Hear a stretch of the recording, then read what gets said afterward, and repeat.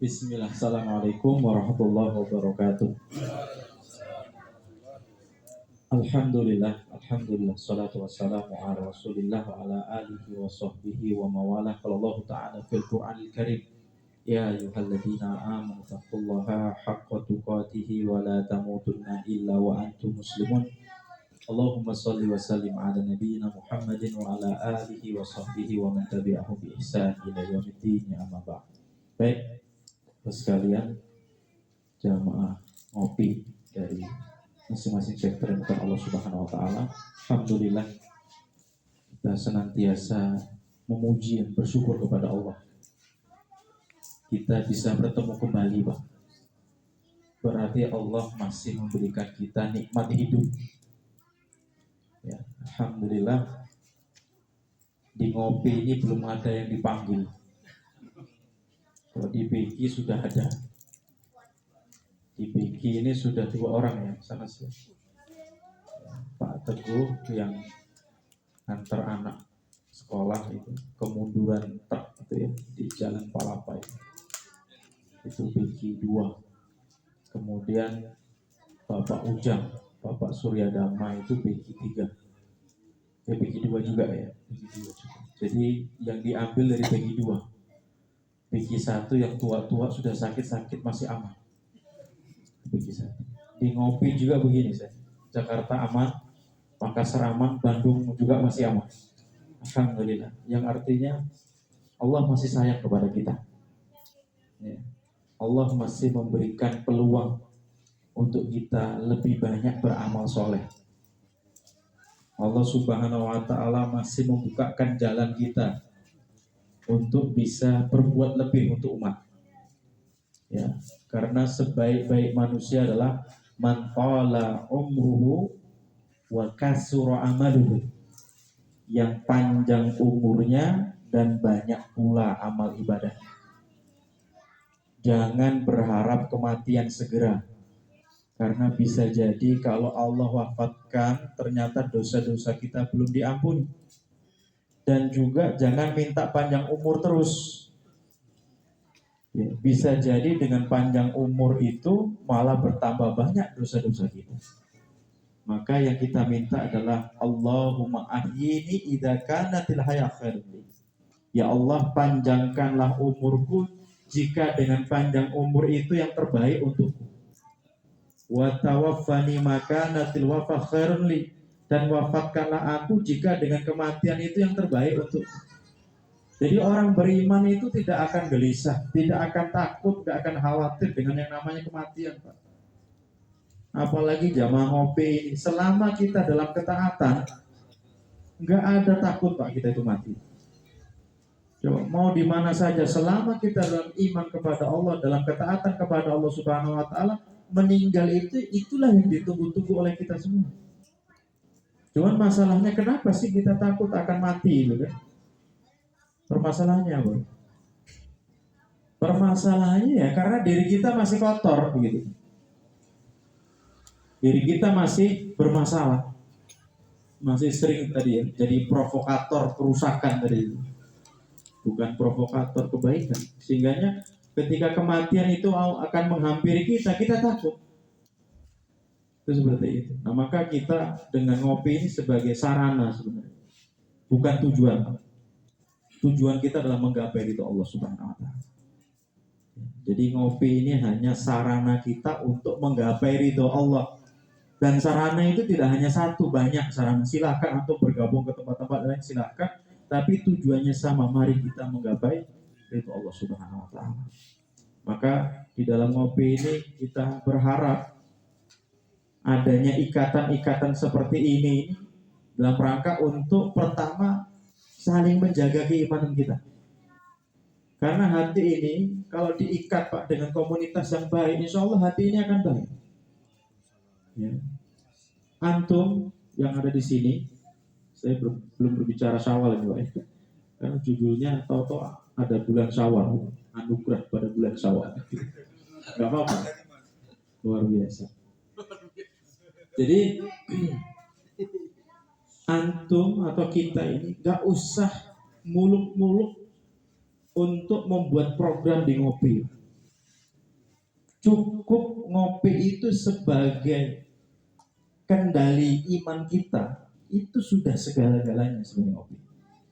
Di saat hati antum tertambat dengan pertemuan-pertemuan ngopi, sehingga meningkatlah ibadahnya, ya, sehingga banyaklah saudaranya, sehingga dengan itu semuanya saling watawasau bil haq watawasau bis sabr, sehingga iman kita tetap teguh, tidak bergeser, tidak turun, itu sudah segala-galanya sebenarnya.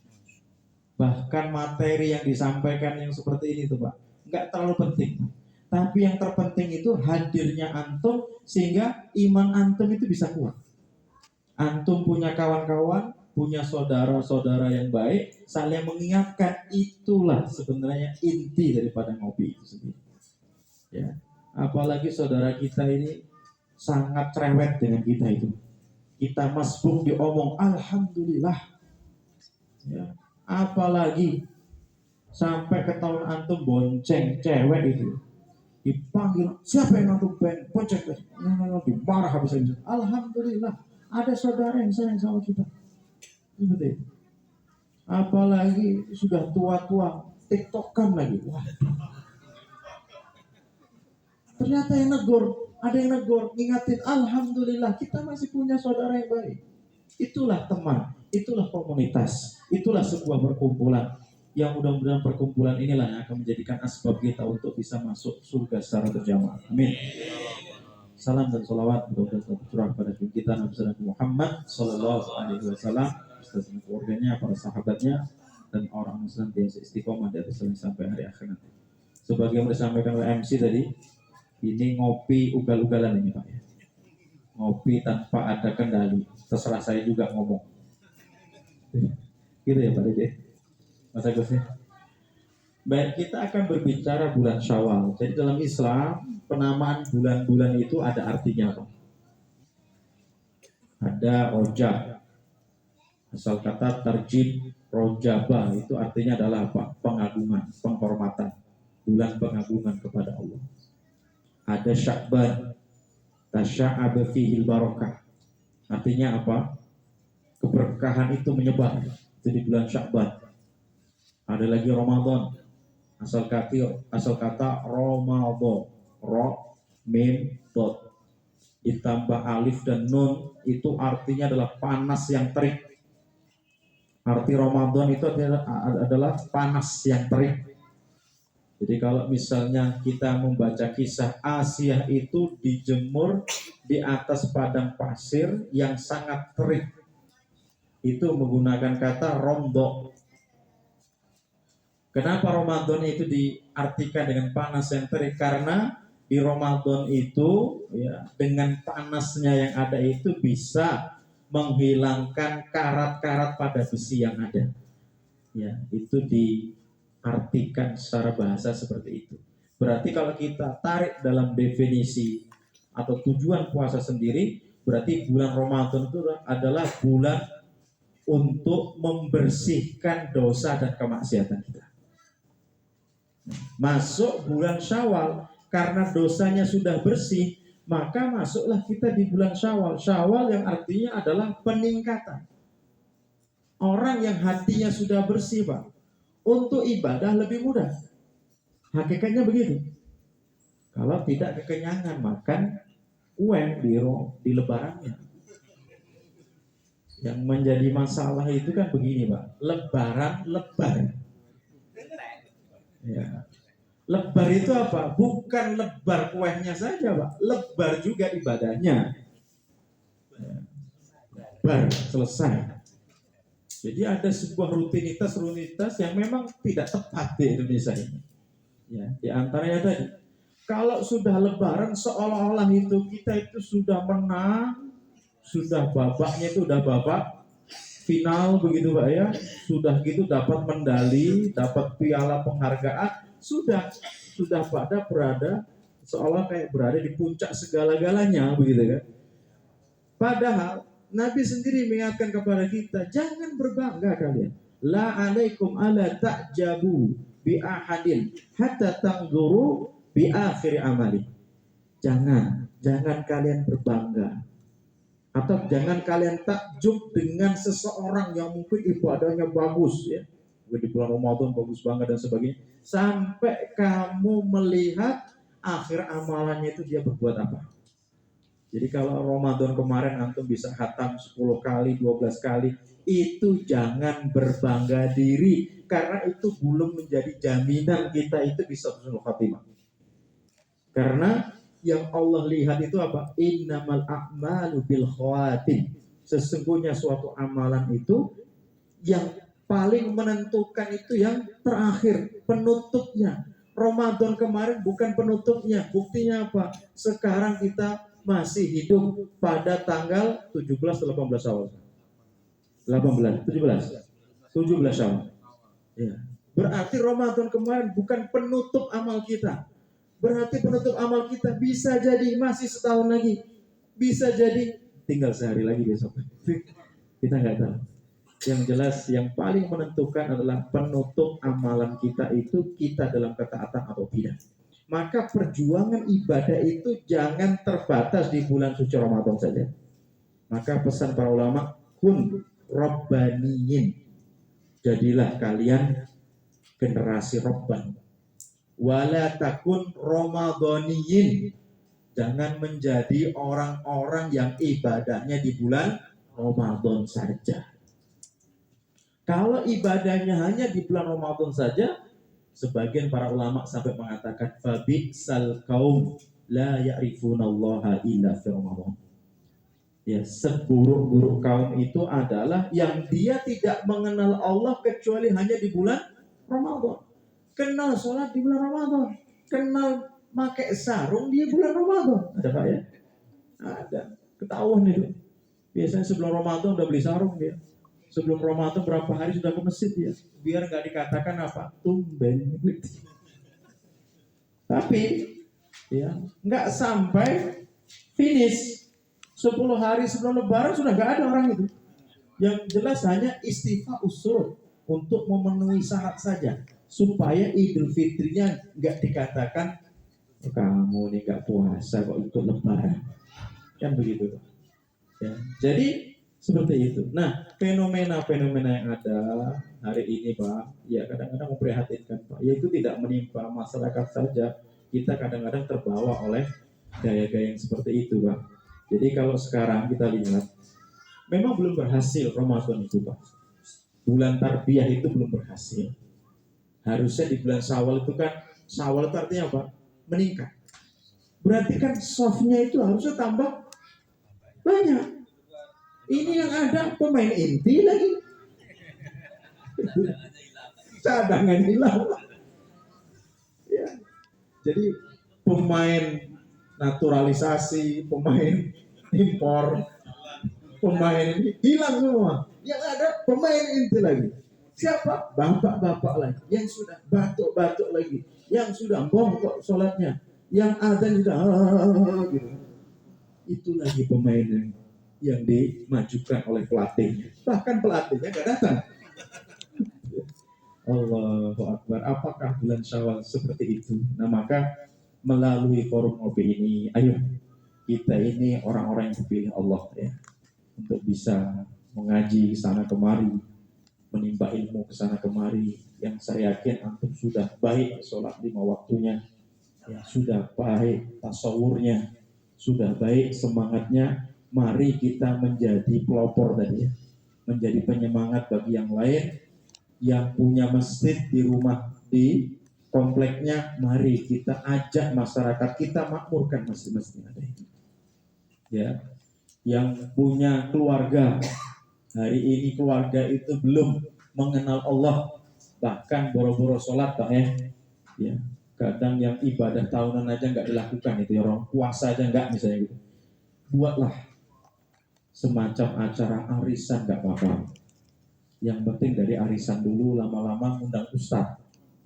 Supaya apa? Juga terbina. Karena kita punya tanggung jawab bersama. Ya, punya tanggung jawab bersama untuk bisa memahamkan mereka pada Islam. Ya, saya tidak ingin antum-antum tuh baik benar, Ramadan bagus, tilawahnya, pencapaiannya banyak, Itikaf juga bisa full, istrinya tertinggal. Itu saya nggak mau. Kita nggak mau seperti itu. Jangan sampai ini anggota ngopi istrinya di rumah, masih keluar rumah nggak pakai jilbab, awas, gitu ya. Anak ceweknya masih saja dibawa lagi ke sana kemari, nauzubillah. Ya, karena tugas kita itu berat. Ya ayyuhalladzina amanu qu anfusakum wa ahlikum nar. Wahai orang beriman, jagalah diri kalian dan keluarga kalian dari api neraka, dari panasnya api neraka. Khitab percakapan ini ditunjukkan langsung kepada kita. Itu maksudnya kita, kepala keluarga. Ya. Tanggung jawab ada di pundak kita. Ya. Kalau kita abai, Mas Abai nggak datang? Ya Allah, nggak kelihatan dari tadi. Karena antum lelah, Mas Abai ya. Lelah dengan kehidupan atau lelah dengan masalah? Kalau antum mengabaikan perintah ini, Bapak-Bapak sekalian, kita nggak bisa masuk surga sendirian, Pak. Sebelum kita mempertanggungjawabkan amanah besar, amanah kepemimpinan itu, kita akan mempertanggungjawabkan anak dan istri kita. Berarti apa? Di sini ada tanggung jawab yang besar yang harus kita laksanakan dengan baik. Ya. Bahkan Nabi, Pak, bahkan Nabi, ketika ngelihat istrinya itu sudah nyimpang dikit, menyimpangnya versi istri Nabi itu kayak mana? Istri Nabi itu ceritanya minta jatah belanjanya itu ditambah, bukan untuk diri mereka. Tujuannya apa? Supaya mereka bisa menyajikan makannya itu lebih layak untuk Nabi. Langsung itu dipanggil itu istri-istrinya 9 yang ada di Madinah itu. Ya. Apa kata Nabi? Wahai istriku, jika kalian ingin dunia dan keindahannya, sini kan, saya kasih itu semuanya, tapi kalian saya cerai semua. Tapi kalau kamu ya mau bersama saya untuk mempersiapkan kehidupan akhirat, mari hidup bersama. Jadi ketika arah rumah tangga itu sudah menyimpang dalam urusan dunia, Nabi langsung tegas-tegasan, kamu mau bersama enggak? Bersama saya apa tidak? Untuk urusan akhir. Kalau enggak, minggir. Seperti itu. Saking nabinya itu berpikir akan amanah yang besar itu. Ya, tapi bukan berarti ini gara-gara Ustaz Faiz ini saya. Ya, pulang ke rumah, sini, enggak sholat. Silakan keluar dari rumah. Ini berbicaranya amanah. Berbicaranya amanah dari Allah. Karena ini saya ciptakan. Kalau ini tidak terlaksana dengan baik, saya akan menanggung dosa yang besar di Allah SWT. Silakan. Mau taat, mau sholat, kalau enggak keluar. Waduh, mantap ini. Langsung setelah itu referensi kayak gini dari siapa? Tapi benar, Pak. Nabi itu sampai seperti itu. Artinya apa? Beliau paham tanggung jawab punya istri, tanggung jawab punya anak itu berat. Nah sekarang kita nggak boleh bersantai-santai. Ini baru kita berpikir untuk keluarga kita. Belum kita berpikir untuk masyarakat kita, untuk umat, untuk Islam. Waduh ini Pak, pala ini Pak, mikirnya agak berat. Yang hari ini kita lihat, waktu maghrib bukannya malah ngandang. Waktu maghrib malah pada berkeliaran. Pemuda-pemudi yang ada itu. Masjid itu, coba lihat masjid kita.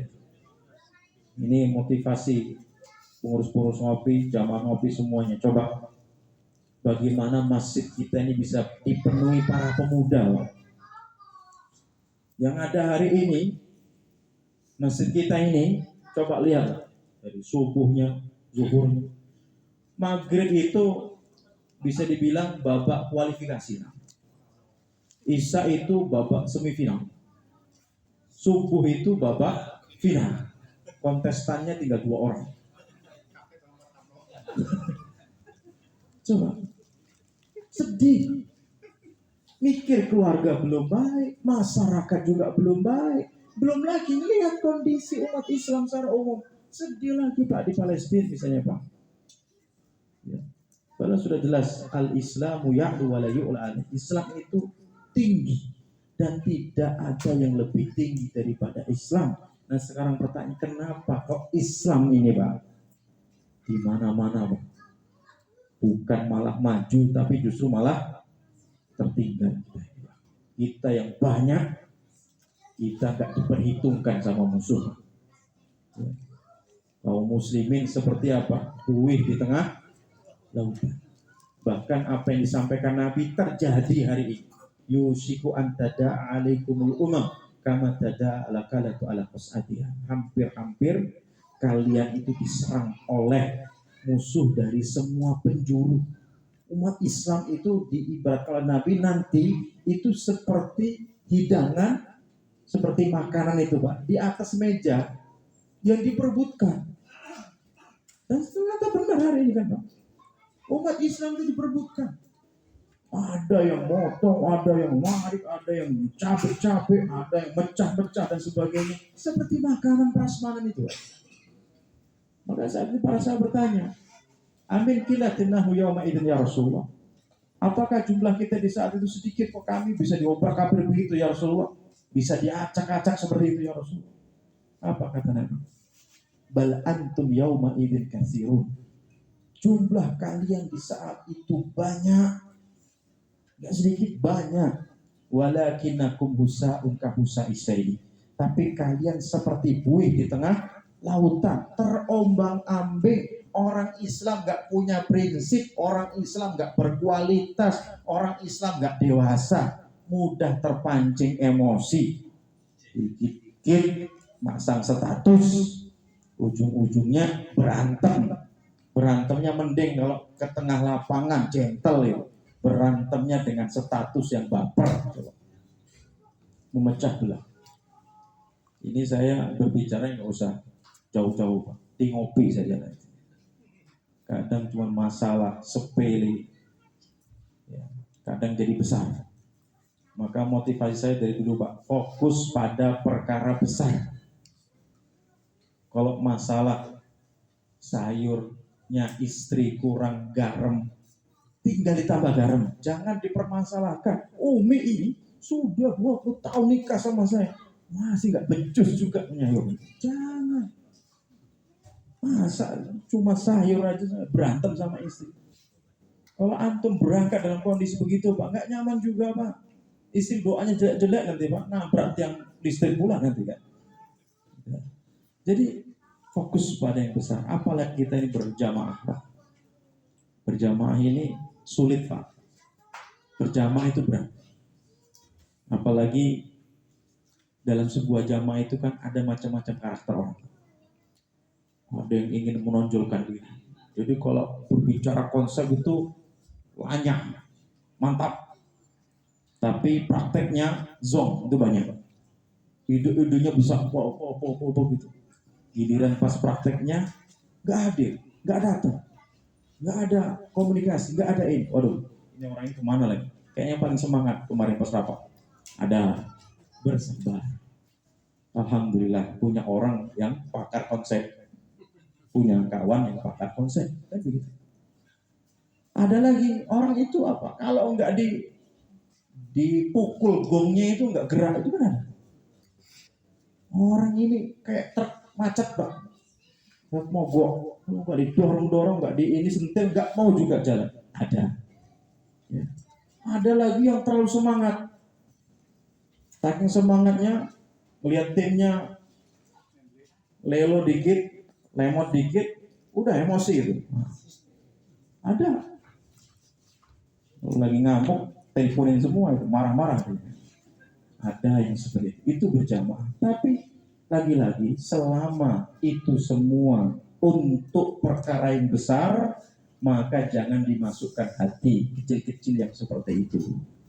Alhamdulillah di pengurus ngopi kita ini sudah pada kebal. Sudah. Ya, Mas Abai, ini Mas Bayhaki ini termasuk yang sering dimarah sama senior kita. Alhamdulillah. Ya, bisa. Jadi Mas Wasis jangan ketawa. Antum ini sudah dimarah berkali-kali juga, masih juga mengulang. Alhamdulillah, intinya mari ya, di kita melalui ngopi ini, tugas-tugas besar kita, tanggung jawab bisa untuk diri kita, keluarga kita, masyarakat kita, untuk Islam kita. Mari perlahan-lahan Pak ya, kita buat perencanaan, terus begitu kita perbaiki, dan jangan lupa ya berdoa kepada Allah Subhanahu Wa Taala, semoga jadi kita, keluarga kita, dan umat Islam secara umum itu dalam lindungan Allah Subhanahu Wa Taala, dan kita dimampukan untuk bisa menggapai isu Islam dan kaum muslim. Demikian, mudah-mudahan bermanfaat. Waktu saya kembalikan kepada